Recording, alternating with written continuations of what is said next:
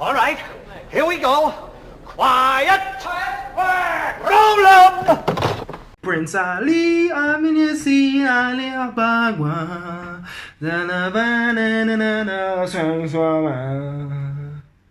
He feeds the gambler's heart, 100 bad guy with sauce. So find the side and so 40 camels and best make way for Prince Ali. Aladdin is the new live-action remake of Disney, or cash grab you can say.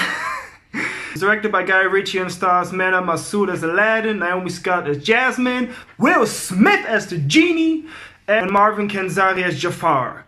Now, like I said before, this is the new live-action remake, everybody knows this. It's not a complete remake in this exact point, because they don't do the same story like from the original one. Like, they tell Aladdin in a new story. I mean, yes, there are certain aspects of the story that were in the original, like the cave, the genie, and some points, but like a lot of it is really told from a different way, different perspective. You see different stuff, you see a lot of new stuff, and that was like the most positive thing about this movie is you see the story from a different angle and told in a different new way. So that was actually very good and exciting to see. I was like, okay, I like this, because I really hope they wouldn't do that where they repeat beat by beat by beat, like, you know, like other movies like Beauty and the Beast where they just repeated everything. The movie was fine still, but it's just, I like to see something new. If you make those live action remakes, you know, do new, tell the story from a different perspective. And Aladdin did that in a good way. Now they focus on this time more on Jasmine than on Aladdin, and which I liked. I like the stuff they did with Jasmine. I think it was fine. The stuff with Aladdin was fine, or the performances are fine. They're not great, but they're fine. And I like what they did to the story, like I said before, focusing more on Jasmine. But this is also like kind of a problem, like, because they focus more on Jasmine and less on Aladdin, he kind of feels more like a secondary character. Like, in the end, in the third act, he isn't really needed. Like, you could have the third act play out without him, basically, but you need him because, you know, it wasn't the original, basically.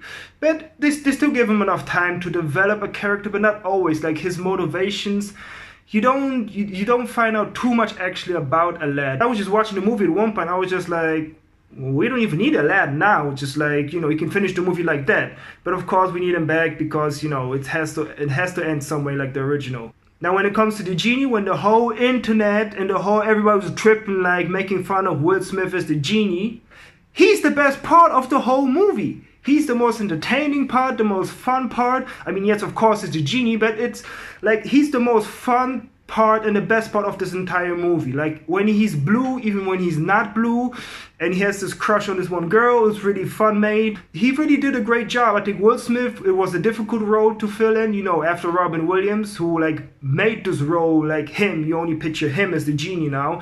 But Will Smith did a great job. He didn't impersonate him. He made his own version. He put hip hop on it. You know, he rapped some of the songs, then sang. He did his own flavor, and that was actually great about it. So Will Smith as the genie was great. I really like that aspect. Now, when it comes to the Jafar, the villain, yeah, it's like the performance by the actor, like I said, it's a little cartoony. Like, this is some of the problems. Like, you cannot take some of the stuff that in anime will not always work in live action movies. That's same with Aladdin. Sometimes the way he acts, like his facial expressions, are just like over the top, over expressionized, you know, it's a little bit too much. And the same with Jafar, where it's just like he becomes like some cartoon, like a Power Ranger villain. He looks like a Power Ranger villain. Every time I see him on screen, I just want to go, ah, ha, ha, ha. Well, it actually does that in the movie. But like, I just imagine some Power Rangers like, go Power Rangers! Just have to, every time he shows up, just the music go, play the theme song and just go, go, go Power Rangers, and just have all the song Power Rangers show up. It's just, we'll fight you, Power Rangers, go! So, and also this is one problem, a couple new songs in this movie which I think were unnecessary. Like, unnecessary. You don't need no new songs. But Disney was trying to pull off yet again another Let It Go, because they will do that now every time, I guess so. And they have this song called Speechless, which is an okay song, but like the way they incorporate the song in the movie it makes no sense in a way, because this movie is supposed to be like this empowered song for Jasmine, like she ain't gonna take no crap from nobody anymore. And then she does the song finish, and then she does the exact same thing, even better, by acting out and doing the thing. I was like, for what? Why did you need the song then? There was literally no sense for that song to be there. Like, zero. Like, I was like, this is unnecessary. And like, look, those movies are so classic.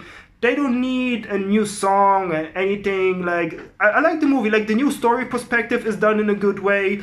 Those 2 new songs are just, ain't nobody really watched that. I like the movie. It's just a few things, like I said before. It's like this 2 extra songs that added, because she did actually what she sang, so the song was unnecessary. Just Disney trying to shoe on another let go. I give this movie a 6 out of 10. Aladdin, go check it out, as I know, of course, everybody will. Thanks everybody for watching, and as always, see you next time. Cut!